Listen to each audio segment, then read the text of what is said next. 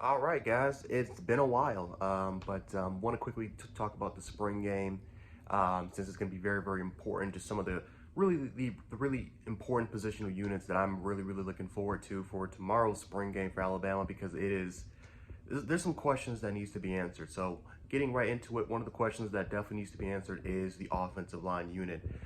Bryce Young was the most pressured quarterback in the not only in the SEC, but he was one of the most pressured quarterbacks in college football as a whole. Right? The offensive line was ranked 106 in the nation in that particular category, which is not a good stat at all. Not to mention the fact that we had to put our center in Chris Owens, and we had to swing him out all the way to the right side.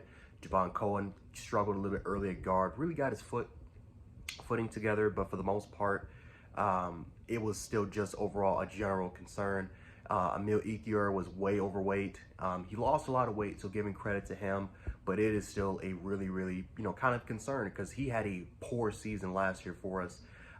We struggled with the center position. We didn't know if it was Darian Dalcourt. We did plug in Seth McLaughlin, but he is a little undersized, and he does need to become stronger because, again, when you go against some of the bigger, stronger competition in the SEC, especially in the interior where you're going against one techniques, you definitely need to be stronger. So maybe he needs to put on some weight or something.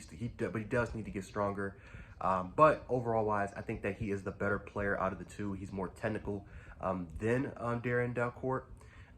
So I like Seth McLaughlin. Just needs to be a lot stronger, way more stronger than he was last year. There are some concerns with the tackle positions because obviously with J.C. Latham, he has the talent, probably has the highest upside out of all the Alabama players, but just little experience, right? He only played in really one big game for Bama, and that was the Cincinnati game after Chris Owens went down in the second half. Maybe that can help because he was going against Ajay Sanders, who's definitely going to be an NFL draft pick. But it still is something to definitely take a look at.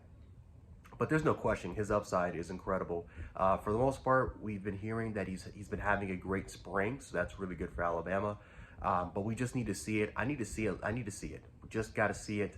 And then we can't really, have our hopes up for spring just because a player plays good there. We've seen it with the Jai Hall, and it hasn't really worked out for the Alabama Crimson Tide. So they definitely need to get, the offensive. But, again, if J.C. Latham has a really good game, it is something that we can have a little bit more confidence in one of those tackle positions. Obviously, they got Tyler Steen from Vanderbilt, who's a solid offensive tackle, who's very experienced. He's been playing at the collegiate level for around 3-4 years at that tackle position. I think he's a better suited at guard and for as far as a projection for the NFL. But Tyler Steen's a good tackle, and he would, whether if it's at right tackle or left tackle, he has experience at playing in both those positions. So I would definitely feel way more confident for Tyler Steen if he can play either one of those positions. But it would definitely help us. It definitely will help us a lot because we definitely struggle in either one of those position groups.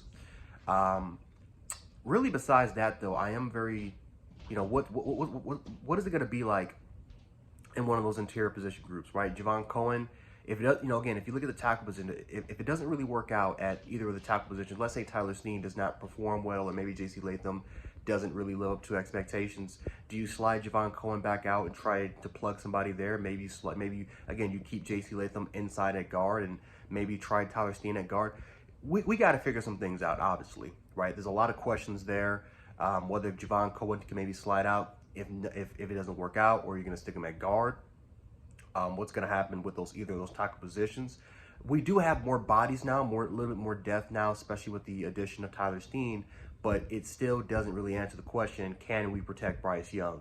Because the offensive line was definitely the worst group out of all the position groups. And that is saying something because under Nick Saban, that's never really happened. I mean, the worst offensive line we probably ever had was back in 2007 during Nick Saban's first year. So we got to get better. No question. It's something that a lot of Bama fans are going to highlight, something I'm definitely going to highlight. And so hopefully we can have some, we can have some noticeable improvements by watching the spring game. Very interested to see about the receivers as well. We've been hearing a lot of news about I think, what was his name, Aronson or Anderson, the freshman kid from Louisiana. Here's some news about him, right? He's been tearing it up during spring, which is great. But at the same time, right? If this freshman's coming in and he's tearing some things up, what about guys like Trayshawn Holden? What about some of the other experienced veterans that's been in Alabama for 2 to 3 years now? What are those guys doing, right? So there's a little bit of concern there because, again, Trayshawn Holden, Thua Jones-Bell, what's going on with those players? Why are they not stepping up in a way? And but in a way, you know, looking at this freshman class, we all knew it was going to be special. And the funny part is we still don't have Shaz Preston, who might just be the best receiver or the most talented receiver out of the bunch. He's not even in yet. He's going to be here during the summer. Him, Kobe Prentice. It's going to be very, very exciting to see some of those players come during the summer because I do believe that one of these freshmen could potentially get that opportunity. But I do want to see our receivers, right? I want to see guys like JoJo Earl. He's been working in the slot. I've seen some highlights during the spring, during those spring scrimmages, during Alabama's official page. Looks really, really good. Looks slippery. Looks elusive. We all knew that maybe, even though he's not Jalen Waddle, he does have a very similar play style to Jalen Waddle. So I'm very interested to see what he can do at the slot position. You know, obviously our X and our Z receivers want to see what's going to happen there, especially our outside group. But obviously, you know, of course, there's some more positional groups that we have to work towards, but really the offensive line and the receiving position are two areas where it is probably the most concerning. More concerned about the offensive line than I am the receivers. But overall wise, I am excited to see our new guys. Jermaine Burton, Jamar Gibbs, Eli Ricks, what those players look like, the improvements that we could potentially be seeing from Kool-Aid McKinstry. I'm just excited. I'm excited, but I'm nervous at the same time because if this offensive line looks bad again, I don't know, man.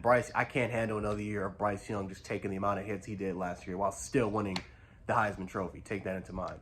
But anyway, guys, that's enough of my rambling. You guys, you know, what do you guys think about the spring game? What are your predictions, your previews? Let me know, and we can definitely have a discussion about that in the comments. But anyway, Jan Sports, and I'll catch you guys in the next one.